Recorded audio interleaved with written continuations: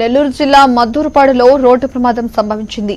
ఆగి ఉన్న లారీని ఇన్నోవా కారు ఢీకొన్న ప్రమాదంలో 2 మృతి చెందారు. మరో 4కి తీవ్ర గాయాలయ్యాయి. క్షతగాత్రులను కావలిలోని ఆసుపత్రికి తరలించారు.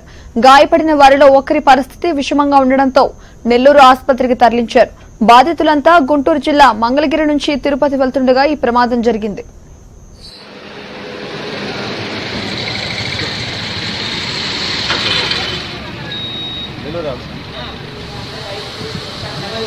కొంచెం ఆలోచించి చెప్తాను.